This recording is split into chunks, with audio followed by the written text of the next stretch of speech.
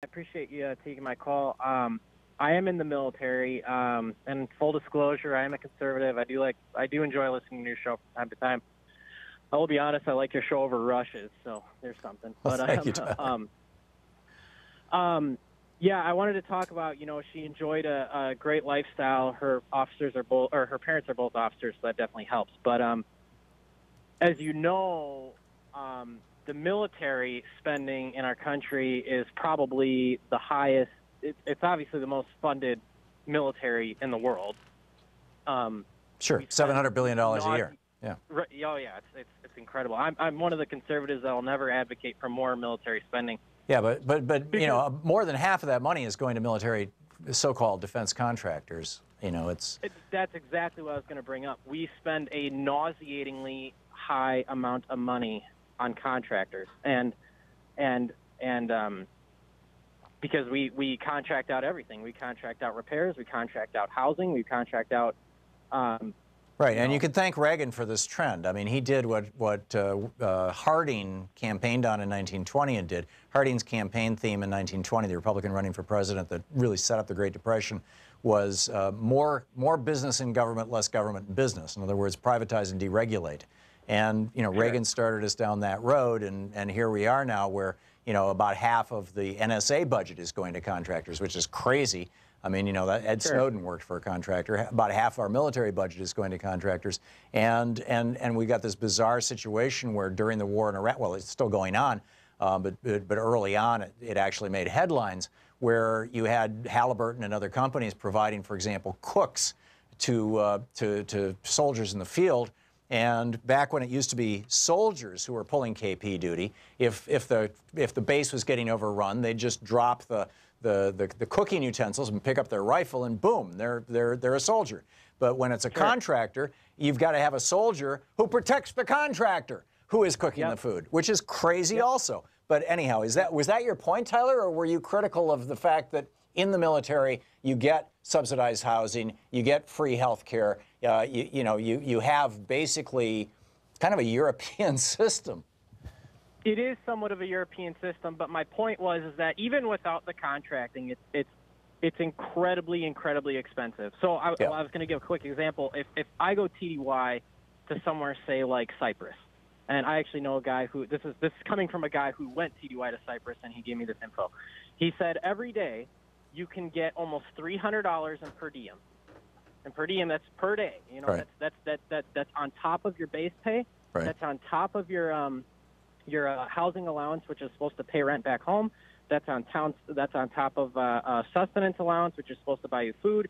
It's on top of family separation. You get all these different allowances, and obviously that's great for me if I deploy there because I get money. But you can see that's just absolutely unsustainable to have any kind of model even close to that for people here in the country. Yeah, but the reality is, Tyler, that out of a $700 billion annual budget for the DOD, that's got to be way less than even $500 million. And in fact, it's probably less than $250 million in terms of the extra money that you guys are getting. I mean, that's money going to the human beings. Human beings are not, I don't have that much of a problem with it on the one hand. On the other hand, the DOD has never, ever been audited. And the best we can tell, and this was an effort that was jointly done by Ron Paul and Bernie Sanders a few years back, is that the Department of Defense has lost $2 trillion over the, basically since World War II. Sure. So I'm all in favor of accountability for the military. I'm not so bent out of shape about the military, particularly since pay isn't all that great in the military, as you know, you're in the service. I'm not so bent out of shape about the fact that you can get $300 per diem for being deployed overseas, even to a nice place like Cyprus. I think that we should be paying our soldiers well. In fact, I think that we should expand. We should go back to another GI Bill, because we know that from the last GI Bill, the original GI Bill, for every dollar that we spent giving free college and subsidizing mortgages for our returning soldiers, we got $7 additional back in tax revenue we never would have seen had they not been as well educated or as stably housed. So, Sure. I'm okay with a little sloppiness, but that when it has to do with people. I'm not okay with a lot of sloppiness when it comes to do with defense contractors. Thomas Frank, the guy who wrote the book What's the Matter with Kansas, has a video floating around on the internet that you can see where he went in his car with a handheld video camera and drove into the gated communities just north of Washington D.C. in the in the Alexandria, Virginia, and all that area where the defense millionaires live, the senior executives and the major stockholders in the defense industry, and it's 30-room mansion, with a little house next to it for the servants' quarters, one after another after another after another. I mean, these just giant palatial mansions. It has now become the wealthiest zip code in the United States. It used to be Beverly Hills was, with Hollywood money. But now the wealthiest zip code in the United States is just north of Washington, D.C., and it's all money coming from defense contractors.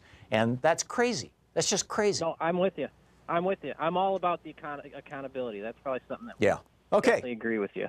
Tyler, it's nice to agree with a conservative. I got to move along, but thank you for the call. All right. Appreciate the call. And thanks for listening to AM 1510 in Milwaukee.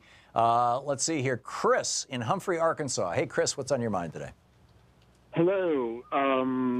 Yes. I've been a fan of your show since April of 2011. My account of events on April 13th of 2011, my patent came back for my green energy device.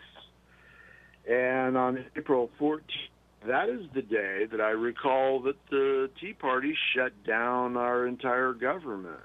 Well, you got your patent just in time, didn't you? I beg your pardon? I said you got your patent just in time, didn't you? Well, it was a provisional patent. And I only needed that for a SBIR, Small Business Innovation and Research Grant. And I called back on the 14th, and, after much hair being caught on fire on that day, and, about a Tea Party shutdown, because the news previous to that was, oh, yes, the Republicans are going to work with the Obama administration. But now then, okay, you said it was late 2013 that occurred. I recall 2 years of gnashing of teeth in that regard. I don't know. I was referencing an article in today's Huffington Post that talked about when it was, but I could be wrong, or the article could be wrong, or maybe there was more than one. There have been 18 of them since this trend started during the Clinton administration. Yeah, a lot to take in there. But now that I have mentioned the fact that I have an expired provisional patent on a green energy device, would you like to know more about that? And that's I've done with it in 6 years. If you can summarize it in less than 30 seconds, Chris, go for it. SingleChimneyFlueTower.com. One word, no caps. Okay. You want to look that up someday? Okay. Or shall I call back later with it? I will check it out. Chris, thanks a lot for the call, and good to hear from you. Anita in San Antonio, Texas. Hey, Anita, what's on your mind today? Anita? No? Okay, Anita's not there. Huh. Anita's usually pretty good about catching her phone. Rich in Greenwood, Indiana. Hey, Rich, what's on your mind today? Hey, Tom, thanks a lot. As a technical report to the sound engineer, the balance is not as it has been. The static, as I sign on, is really strong, and that breaks that bump audio that is the faux static. Additionally, is really strong compared to the accompanying music.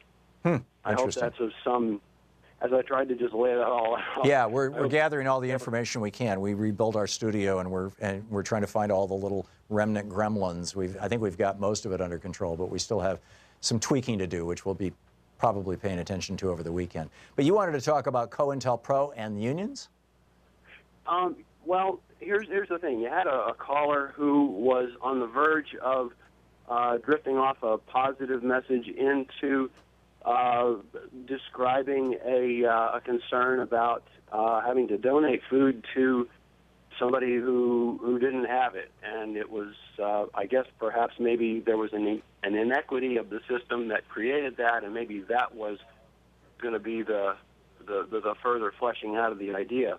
Okay. But you got yeah, 20 seconds here, Rich. Getting back to, as you've just described, what I was calling in on. When I was growing up, I learned about the civil rights movement, and I saw photographs of people having fire hoses sprayed on them, and it was explained why that was happening. And the thing that wasn't in that photograph was the people holding the hose.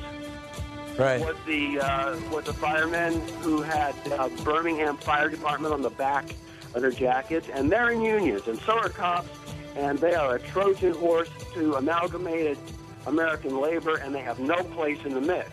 And it's COINTELPRO that's part of this deception. Okay, Rich, thank you for the call. You make an interesting point. We'll be right back.